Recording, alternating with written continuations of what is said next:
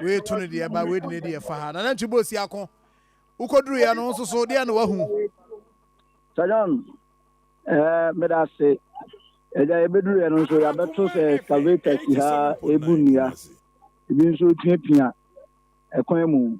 na ne ompeso mu yenyan se omo eyi hafo no se ne fitafo no di kan ba bebo amane no ti ya beto apolisifo ha ene eye macho man fo nso ha omo nso ka hu bi omo implement an court order one say 15 July and asame de say yin no yin say last year na na pende nchem say rule ni di kan ba ye no wo say akoya appeal Akoma High Court on the 15th July afiye ni court no say rule ma men one Georgina peace and almost I will at the man against omone workers na na say fitafo na wa no nti implementation na edu as omo be say court no ruling na oye no ombetumi implement ni say ombetumi atu fitafo no e wa ha but the issue is that the don ye bedu an so no ye nanke ye bomoden say ye be hwe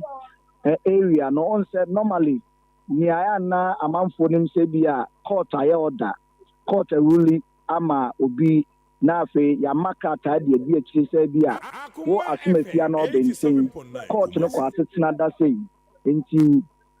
da say no ye hwe kwan say bia court no ruling ma asumafia na obentin no wo obesi asase ne so ni ayen de nim de kakra ye wo no nti ye ba ya hye da wewe ma hwe say bia court no order no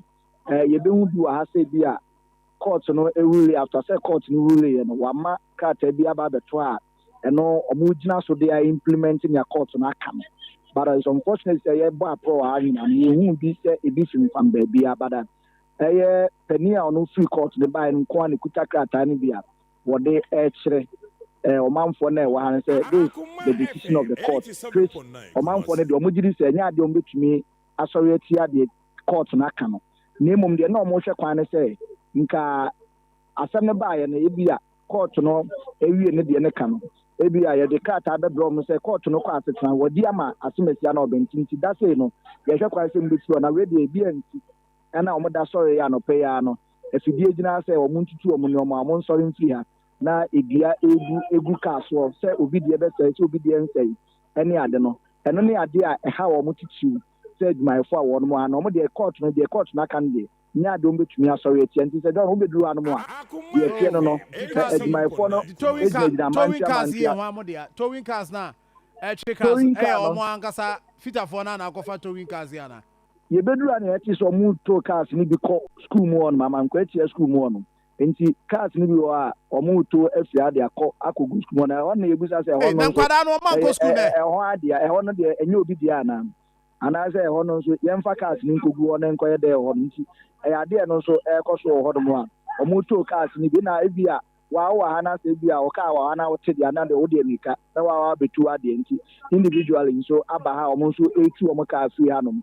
eko bara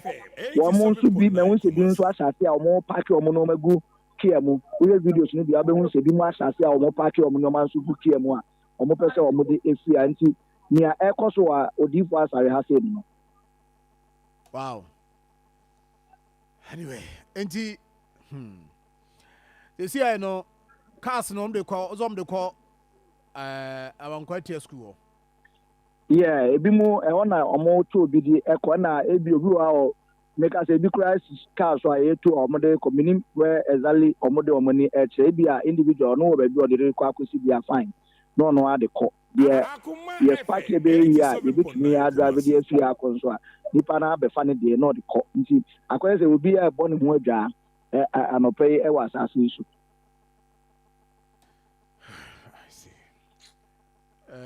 na so omo de omo zake kankro sa we abrante ba kono na betri o se omo okubisa se di nti ampanimfo aba ebe se adwume a na se macho manfo omo de nimpa bro ani aba pa de jam na betri no hwe ho a wa do ya e hono mabia nti no ono nso kakra o gise no na chairman so ba ho ono nso se wodi sotro ani sotro na chi no omo ka so omo chairman ankasa no Ye ka say na John ye ba ya no ye nya ne ntie. Se chairman na nkasa oni ha. Ene afoforo be nsia bi wo a ye nya ne ntie se apolisifoɔ afa wɔnom kɔ.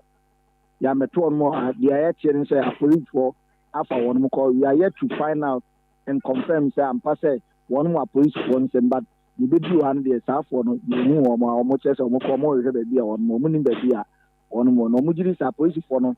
ene de omo tena ahyɛn mu a de omo kɔ nti exactly location omo de yenim police station omo de omo kɔ sa me ka se Akoma FM 87. Alanji bosi akon omo ya obi an complaining say the car say bi a omo damage cars bi a so far the omo attach here then structures burn omo attachment say you know excavators here no we excavator no uwura mu afiri stadium honom a main entrance ano honom na ye hu se wabu edua bi wo honom le dua ne bu ye sa na ka containers ni bi ama containers no animu no amoa pata na ewo animu no ebubu na amoa na enua ni bi wo mpeso mu etu enhuma ni bi wo nso etitigu fom ne ade na car na ankasa de asa na me no ka se ni nyanwu car bi a asai for now but the omo yen so moto aso a eno na omo ara ka se omo to aso ye anwe ye a na manfo hyen asai because ududua bi wa na ekoto bi de so a ana se wo de car no eku pia container bi na ekoko bi afidie no so eye ka e de ma fitani na ono eye se adwuma nti nke be ye omo nya abotre na se ne anka omo kan se ade a ebi a ebre no ba se bi ene ye ba be yesi e na omo ba na omo ntu omo ne omo na so munyi omo ne omo mfi odi ana ne nka ebia omo de emana aye adwuma pepepe na we de omo kaye no omo anya notice bia ntama abaye omo so sisade akɔhin so ofa nti omo nya brema omo ne no na akɔye twetwerebo a no so egu a wono twetwere omo ano bo a we kotire battery omo hu ba bia wa hwe fita mu ati se ya san ahodo egu ha ene ne omo ahodo omo ton no ha omo de fa hin eno na akoye o ha kese dia ma omamfo omo diga wa hase ne adwumafo wa ha entry me that say nti abisa so by Facebook page Akoma 87.9 FM my story on pay but from